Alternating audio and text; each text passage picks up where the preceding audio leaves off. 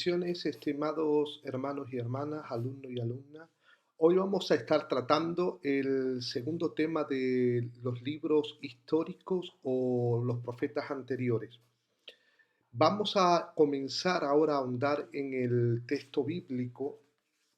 Por lo tanto, a partir de esta semana, es de vital importancia que cada uno de los alumnos y alumnas pues comiencen a estudiar no solamente los módulos de estudio, los vídeos recomendados, sino que también comiencen a leer imprescindiblemente el texto bíblico. La clase de hoy está destinada para que analicemos unos principios básicos acerca del libro de Josué.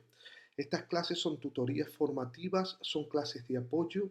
El contenido esencial de la materia está en el módulo de estudio del doctor Pineda.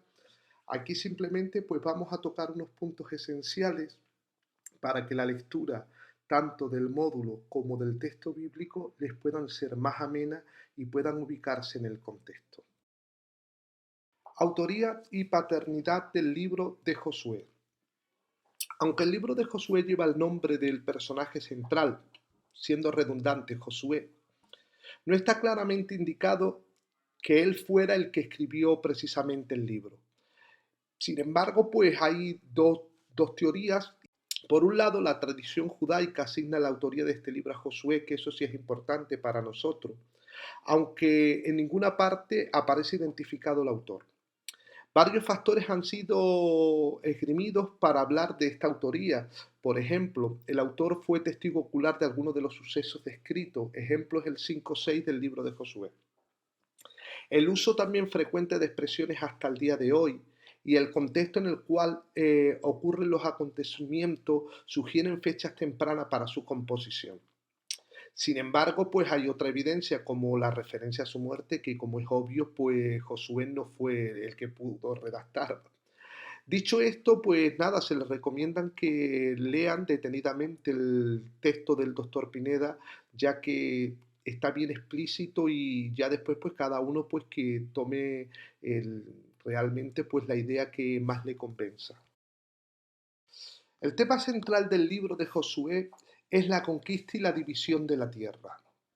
Es importante que nosotros nos ubiquemos en el contexto bíblico, dado que, como hemos podido ver en las lecciones anteriores, la asignatura, concretamente Pentateuco, terminamos con el hecho de que Israel ya está a las orillas de la tierra prometida de Canaán, por la parte montañosa, en lo que es la parte de Moab, y ahí es donde Josué toma el relevo de Moisés. Ahí comienza el libro de Josué. Por lo tanto, el tema principal del libro es la conquista y la división de la tierra de Canaán.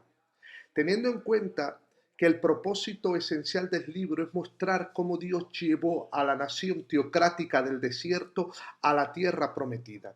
Es importante tener en cuenta que Israel entra como una familia a Egipto durante más de 400 años. En esa estancia allí se desarrollan, se multiplican y cuando ellos salen, salen como una familia macro unida a otros pueblos. Es cuando ellos pactan con Dios en Sinaí, cuando se convierten en una nación santa, en pueblo adquirido por Dios, dado que fueron redimidos por Dios para hacer su especial tesoro. Y el modelo de gobierno que ellos tenían era un modelo teocrático. Ellos venían de un modelo de gobierno patriarcal que lo podemos ver perfectamente en la figura de Noé, lo podemos ver perfectamente en la figura de Abraham, donde el padre de familia era el sacerdote de la casa, era el gobernador y era el que administraba. Sin embargo, cuando ellos pactan con Dios en Sinaí, aparece un modelo más teocrático, aunque el patriarcado lo era, pero ahora aquí hay un modelo donde el sacerdocio ya pertenece a una de las tribus, que es las tribus de Leví, y el gobierno está en manos de Moisés, después de Josué, y a posteriori podemos ver cómo aparecen los jueces. Esto es importante que lo tengan en cuenta, dado que este es el sistema de gobierno en el cual nos podemos encontrar en el libro de Josué. Vale, el propósito esencial es demostrar cómo Dios lleva a esa nación teocrática del desierto a la tierra prometida cumpliendo sus promesas. Asimismo, demuestra cómo Josué fue fielmente en el desempeño de la tarea que a Dios le había encomendado. Que cuando Israel llega a las orillas ya para entrar en la tierra prometida, estas eran las ciudades en las que realmente estaban habitando pues las distintas naciones que estaban ocupando la tierra, ¿no? Y las grandes ciudades eran Gaza, Gat, Ecrón, Geser, Jope, todo esto es la parte más del sur, ya en la parte más norteña, pues Tanabatagnat, Megiddo, y hay una ciudad aquí que es Jebús, que posteriormente es Jerusalén, y aquí era donde estaban los jabuseos. Vez que existe la distribución de la tierra, de esta forma quedaría Judá, en este sector estaría Judá, aquí estaría Simeón, que era la tribu que estaría en la parte más del sur, mientras que lo que era Neftalí sería el extremo norte. ¿Cómo era la situación política? Que es lo que vamos a ver. Casi todas estas ciudades eran ciudades-estado. Es decir, Canaán estaba constituida por ciudades-estado no organizadas entre sí. Cada una de esas ciudades, pues frecuentemente eran amuralladas y fortificadas, como era el caso, el ejemplo bíblico que tenemos de Jericó. Y de hecho, cuando esas ciudades se cerraban, y dice la Biblia que estaba bien cerrada, pues se podría tardar mucho tiempo, ya que si disponían de los suministros adecuados, pues era muy compleja la entrada o el asedio a esa fortaleza. Las ciudades eran fortalezas. A su vez, estas ciudades normalmente, frecuentemente, peleaban entre sí debido a su cercanía y la escasez de recursos. La situación religiosa, en principio, el territorio de Canaán estaba ocupado por pueblos que eran politeístas, es decir, tenían muchos dioses y ellos rendían culto a varios dos dioses. Entre ellos pues podemos destacar a Asera y a Baal, a Asterot y a Molot, que eran los dioses más reconocidos, aunque ellos tenían muchos dioses. Fijaros bien que la religión cananea tenía un principio vital de fe y es que se basaban en el ciclo de la fertilidad, según el cual la productividad y el bienestar de la vida de los humanos dependían de la actividad sexual de los dioses y de las diosas. Es decir, cuando los dioses y las diosas estaban perfectamente realizados y activos y proactivos, pues a ellos le llegaban con abundancia el agua, la tierra era fértil. De ahí que todos sus sacrificios giraran en torno a perversiones y que fueran incluso llegaban aparte de ser lujuriosos, orgías y demás, llegaban al extremo que muchos de ellos practicaban sacrificios humanos, por ejemplo, sacrificaban niños a Moloch. Además, los ritos religiosos de la fertilidad de los cananeos, pues también incluían un culto a la muerte. Es sumamente importante tener claro que Israel iba a tomar posesión de la tierra por herencia, no por su espada, no por sus estrategias, no por su fuerza. De hecho, las estrategias son las más inusuales, dado que eran las estrategias de Dios para demostrarle que Jehová Dios era el que peleaba la batalla y que las técnicas, las estrategias y los métodos de Dios no son los de los hombres. La principal preocupación de Israel debía de ser de vivir en santidad, en integridad y bajo los principios de Jehová. Siendo obediente, ellos tenían garantizada la destrucción de sus adversarios y ellos tenían garantizadas que iban a poseer la tierra de la promesa. Fijaros bien que en el libro de Josué capítulo 6 es cuando está la toma de Jericó. Y la toma de Jericó es una toma totalmente inusual para la mente humana. Dieron varias vueltas alrededor y sin entrar en detalles, ustedes saben que aquellos muros se desmoronan como si fuera una torre de naipes. Sin embargo, en el próximo capítulo, que es el 7, cuando ellos van a una pequeñita ciudad llamada Ai, ahí es donde precisamente tienen su fracaso. ¿Por qué? Porque aunque era una ciudad muy pequeñita, sin embargo ellos habían perdido la integridad. Uno de los israelitas había escondido oro de Jericó y no lo había entregado. Acán se llamaba. Y el pecado de Acán provocó una derrota al pueblo de Israel, donde Dios les estaba dando una lección sumamente importante. Es poseer la tierra, no es con espada, no es con ejército, era con su Santo Espíritu.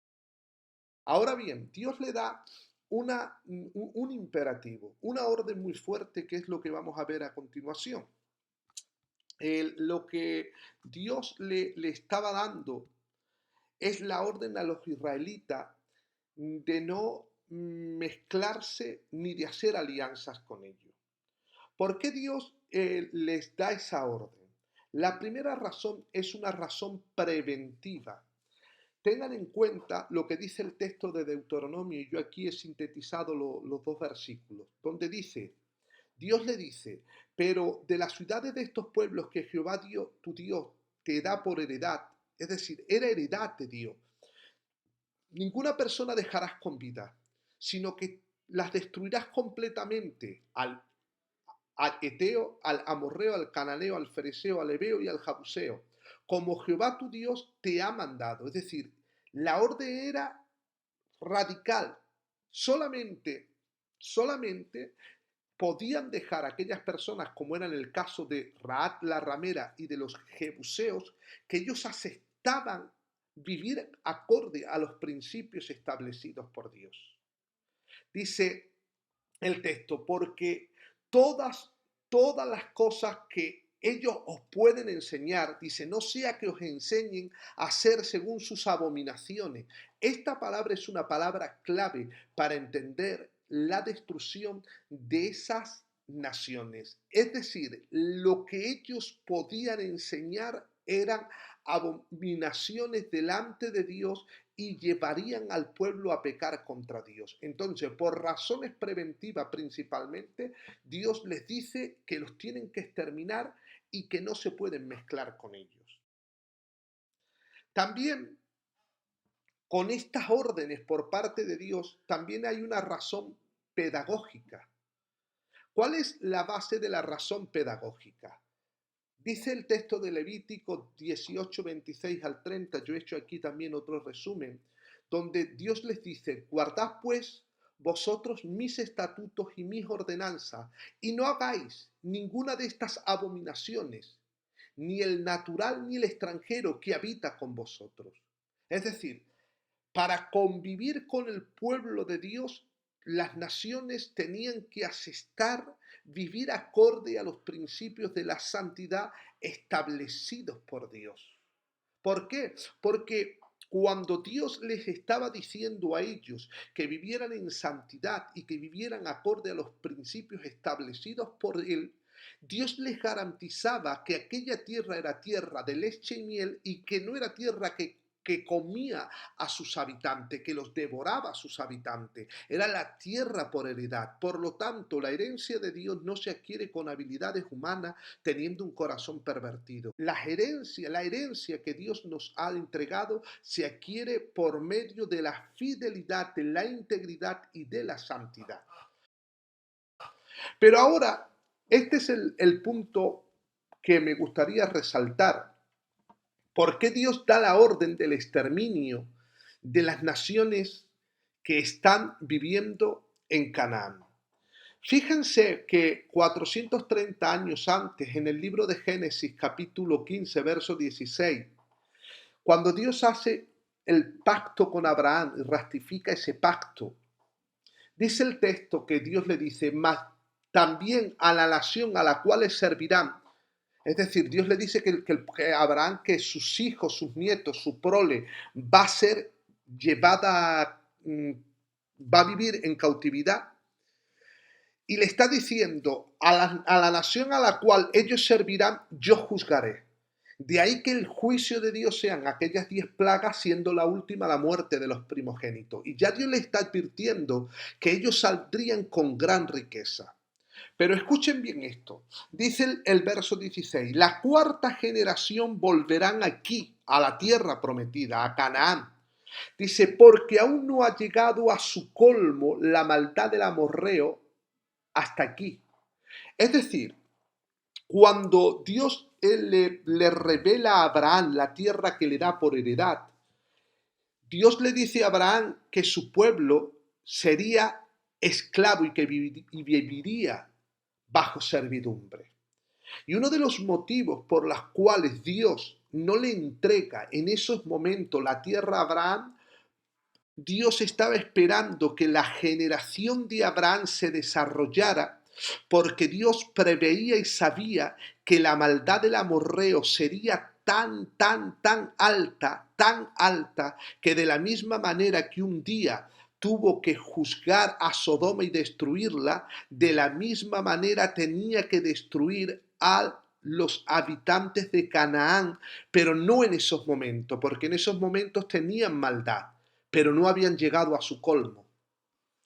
Es decir, si nosotros observamos bien, Dios le estaba dando a Israel una razón preventiva de exterminarlos y de expulsarlos, excepto aquellos pueblos como los jebuseos o Ruth, que esas personas que aceptaban vivir acorde a los principios de Dios, por una razón pedagógica, porque Dios los estaba enseñando a vivir en santidad, pero a su vez, el pueblo de Israel, el pueblo de Dios, era el instrumento de Dios para juzgar la ira de Dios sobre las abominaciones y la maldad en exceso que había en esas ciudades que eran abominables delante de los ojos de Dios.